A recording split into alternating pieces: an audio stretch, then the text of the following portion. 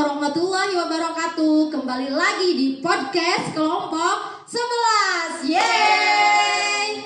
Di sini kita akan membahas masa depan industri dan pertanian di Indonesia, khususnya di Garut dan sekitarnya. Jadi kita di sini itu akan membahas industri dan pertanian di Garut.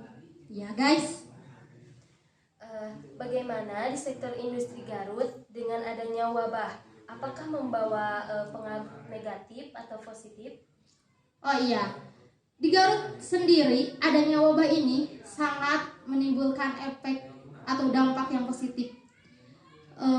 Yang biasanya kan kita itu mengimpor sayur dari luar negeri, beralih mengambil dari dalam negeri. Sebenarnya dengan adanya wabah ini, pertanian kita diuntungkan sekali. Karena beberapa provinsi yang tadinya impor dari Cina, sekarang permintaannya ke kita, ke Garut. Contohnya, Batam yang biasanya mengimpor beberapa jenis sayuran dari Cina, saat ini meminta ke Kabupaten Garut itu sendiri. Sangat bangga sekali dengan Garut. Nah, ngomong-ngomong, Garut kedatangan Dirjen Hortikultura Kementerian Pertanian Republik Indonesia. Dalam rangka apa Dirjen Hortikultura itu datang ke Garut? Nah, Dirjen Hortikultura datang ke Garut itu dalam rangka koordinasi mengenai perkembangan bidang pertanian, khususnya di bidang hortikultura. Sementara itu, Ketua Komite Tetap Kamar Dagang dan Industri Indonesia atau Kadin bidang hortikultura menuturkan kunjungan kerjanya ke Kabupaten Garut karena Kabupaten Garut dinilai sangat bagus dan banyak memiliki lahan-lahan pertanian, khususnya untuk hortikultura itu sendiri, yang sangat presentatif untuk dilakukan usaha atau bisnis kedepannya di Kabupaten Garut. Nah, jadi dinilai sebagai salah satu sentra produksi hortikultura terbesar di Indonesia, khususnya komoditas sayuran seperti cabai, tomat, kentang, jeruk, dan juga alpukat. Sehingga pemerintah Garut sendiri mempunyai program pembangunan pertanian yang diarahkan untuk pengembangan kewirausahaan terutama bagi generasi muda. Wah, jadi bagi generasi muda sekarang banyak kesempatan.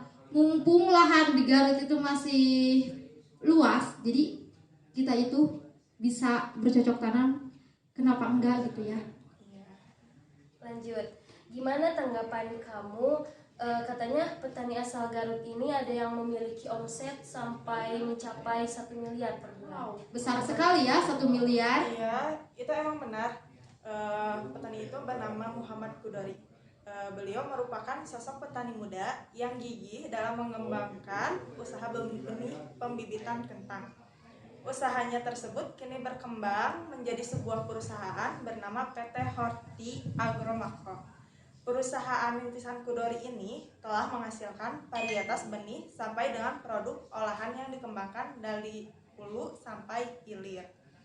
Karena itulah perusahaannya kini memiliki omset 1 miliar per bulannya. Kudori menyebutkan perusahaannya mempunyai tujuan utama dalam pengembangan industri benih, perkebunan kentang sebagai inti, kemitraan kebun kentang sebagai plasma, sampai pengolahan hasil melalui pabrik kentang.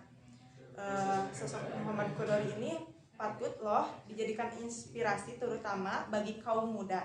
Apalagi generasi muda sekarang ini memiliki minat yang rendah terhadap sektor pertanian. Begitu. Ya, jadi sosok Muhammad Kudori ini sangat menginspirasi banyak masyarakat ya guys, terutama kita sebagai mahasiswa gitu. Jadi kita harus termotivasi dari sosok Muhammad Kudori ini yang sangat sukses di bidang pertaniannya. Iya, benar sekali. Nah, ngomong-ngomong, di daerah Garut sendiri lahan pertanian kan masih luas. Bagaimana cara memaksimalkan lahan pertaniannya? Menteri Pertanian Mentan Syahrul Yassin Limpo mengajak para pemimpin daerah untuk mengoptimalkan lahan pertanian yang ada secara maksimal. Misalnya Garut di dataran tinggi wilayah Kecamatan Limbangan. Garut diyakini akan mampu memenuhi kebutuhan jagung Jawa Barat dengan memproduktivitasnya mencapai 550.000 ton per tahun. Sejauh ini ada dua tantangan besar yang dihadapi sektor pertanian. Pertama adalah tantangan cuaca dan kedua adalah krisis pandemi. Namun keduanya bukan alasan untuk tidak memproduksi, mengingat pertanian sudah memanfaatkan kecanggihan teknologi dan mekanisasi. Produktivitas jagung di Kecamatan Limbangan sangat luar biasa, bahkan diperkirakan produksi di sana mampu memenuhi kebutuhan pakan Jawa Barat. Wah, jadi hebat sekali ya Limbangan, Kecamatan Limbangan di sini. Jadi ada dua tantangan besar dari sektor pertanian. Yang pertama ditantang oleh cuaca dan yang kedua oleh krisis pandemi. Tetapi bukan lagi suatu alasan untuk tidak berproduksi. Mengingatkan pertanian di Limbangan ini sudah memanfaatkan kecanggihan teknologi dan mekanisme, sangat baik sekali ya. Katanya produk bambu asal Garut tembus pasar Asia hingga Eropa itu bagaimana tuh? Jadi produk bambu asal Selaawi Kabupaten Garut Jawa Barat ini mampu menembus pasar internasional seperti negara-negara di Asia, Australia dan juga Eropa. Nah, untuk Asia itu sendiri, negara yang sudah menjadi langganan diantaranya Thailand, Singapura dan juga Korea. Bahkan untuk produk kap lampu sudah sejak 3 tahun lalu rutin dikirim ke rumah makan di Singapura. Bambu merupakan salah satu tumbuhan yang memiliki nilai ekonomis yang tinggi, apalagi banyak kerajinan berbahan dasar bambu yang ketika diolah bisa memiliki nilai jual yang lebih tinggi.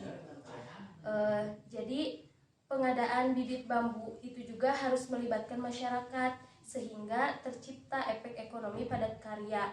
Karena komoditi bambu dari Selaawi merupakan komoditi utama di Jawa Barat. Jadi kita selaku masyarakat Garut gitu ya harus terus mengembangkan dan menjadikan Kecamatan Selaawi ini sebagai percontohan untuk pembibitan bambu.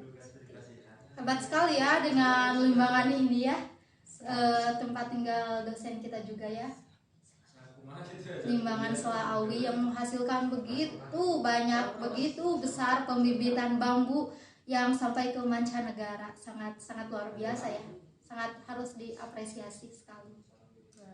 Lalu bagaimana tanggapannya nih mengenai pesona budaya Garut 2020, perkuat branding industri ekonomi kreatif Swiss Panjapa? Ya, benar sekali. Garut itu memperkuat branding industri ekonomi kreatif melalui Gebiar Pesona Budaya Garut pada 2020. Event ini juga menjadi rangkaian pesta Hari Jadi Garut yang ke-207. Tema besar yang diangkat yaitu Garut Renceng Makarya Mawara Harja. Artinya, Swiss Panjapa terus berinovasi menghasilkan muaranya, terciptanya kesejahteraan dan kemakmuran bagi masyarakat Garut.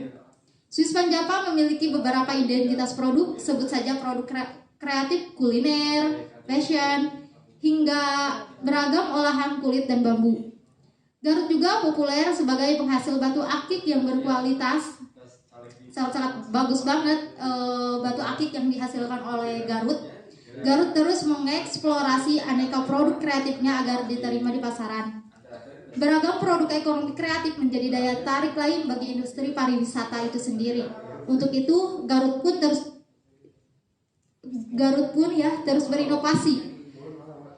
berinovasi agar produk yang dihasilkan semakin unik, semakin berkualitas. Dengan begitu, serapan dari produk yang dihasilkan akan semakin optimal di pasaran. Industri ekonomi kreatif Swiss Panjapa yang populer untuk kuliner adalah dodol Garut.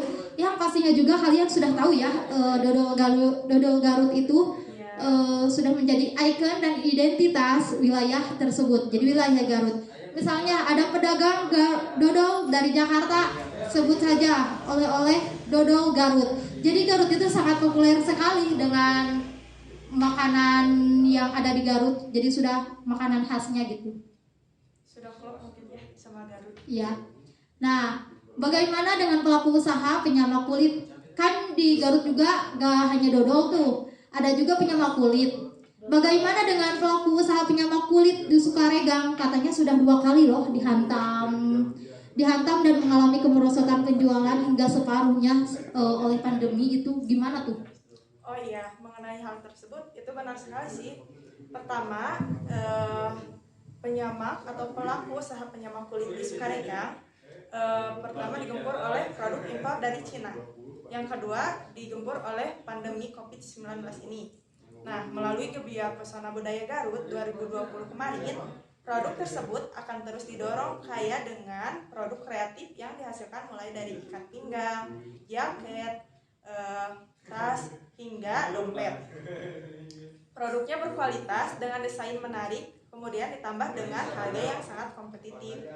Salah satu sentranya yaitu berada di Sukaregang. Kemudian, Swiss Panji apapun semakin kreatif dengan produk olahan serat bambunya loh. Salah satu sentranya yaitu berada di Selawi. Produknya berupa alat musik celentung, perkakas rumah tangga, dan coiling bambu. Potensi menarik Garut lain yaitu berupa batu akik loh. Varian batu akik ini seperti pancawarna bahkan menembus pasar mancanegara seperti Rusia, Singapura, Malaysia, dan Thailand. Seperti itu. Wah, sangat hebat sekali ya Garut ini. Hebat Garut, dong. kota tercinta kita. Sangat-sangat mempunyai lahan yang sangat luas dan juga bisa bercocok tanam seperti cabai, kentang, dan sebagainya. Dan juga itu sayur-sayuran juga sudah mengimpor. Negara Indonesia sudah mulai ada peningkatan karena dari Garut sendiri sudah mulai mengimpor sayuran ke Batam yang tadi contohnya ya. Jadi wah, sangat hebat sekali ya. Kita bangga banget ya dengan Garut ini. Bangga sekali sih. Ya sih. Jadi segitu aja ya yang kita dibahas di sini karena durasi sudah mulai 10 menit. Jadi sudah pembahasan kita yang membahas masa depan industri dan pertanian di Indonesia di Kabupaten Garut. Semoga kalian tidak puas dengan materi yang kita sampaikan ini karena supaya kalian lebih tahu, lebih mendalami lagi tentang informasi apa sih Garut itu, bagaimana sih pertanian itu. Jadi kalian terus mencari informasi lagi seperti itu ya. Sekian dari podcast kelompok 11 ini. Mohon maaf bila ada kesalahan. Jangan lupa di like, di komen, and subscribe. Terima kasih. Wabillahi taufiq wal hidayah. Wassalamualaikum warahmatullahi wabarakatuh. Bye.